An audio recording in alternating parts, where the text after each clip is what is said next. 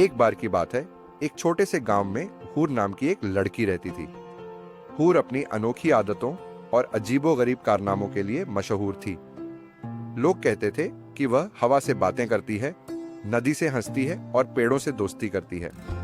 गांव के बाहर एक पुराना और रहस्यमय जंगल था, जिसे लोग भटकाव का जंगल कहते थे। कहते थे कि जिसने भी उस जंगल में कदम रखा वह कभी वापस नहीं आया। लेकिन हूर को डर जैसी कोई चीज नहीं थी।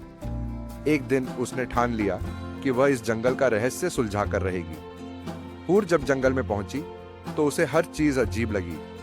पेड़ों पर पत्तियों की जगह चमकीले सितारे लटके थे और हर कदम पर उसे लगता था कि जमीन उसके साथ चल रही है।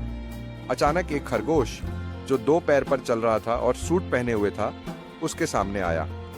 खरगोश ने झुककर कहा, स्वागत है हूर, तुम्हें ही तो हम बुला रहे थे।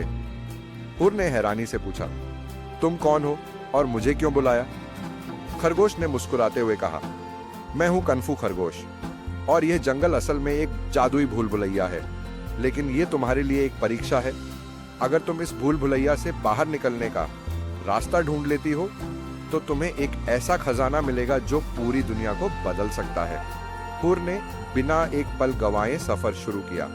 रास्ते में उसने बोलने वाले तोते, नाचते हुए पत्थरों और बादलों से बनी सीढ़ियों को पार किया। हर चुनौती के साथ हूर की समझदारी और साहस बढ़ता गया। आखिरकार वह भूल भुलैया के केंद्र में पहुंची, जहां एक बड़ा और चमचमाता पेड़ खड़ा था। पेड़ ने अपनी गहरी आवाज में कहा, हूर, तुम्हारी अंतिम परीक्षा यह है कि तुम अपनी सबसे बड़ी कमजोरी का सामना करो। हूर ने थोड़ी देर सोचा, फिर बोली, मेरी सबसे बड़ी कमजोरी है कि मैं खुद को समझने से डरती थी। जैसे ही उसने यह सच स्वीकार किया, पेड़ से एक दरवाजा खुला और अंदर एक चमकता हुआ दर्पण था।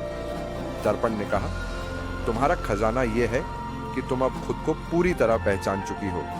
यही सबसे बड़ी ताकत है। हूर मुस्कुराई और उस जंगल से बाहर आ गई। वह खजाना भले ही सोने चांदी का नहीं था, लेकिन उसने उसकी जिंदगी बदल दी। अब वह गांव वालों को भी सिखाने लगी कि खुद को पहचानना ही असली खजाना है। और इस तरह हूर की अजीबोगरीब कहानी ने पूरे गांव की सोच बदल दी।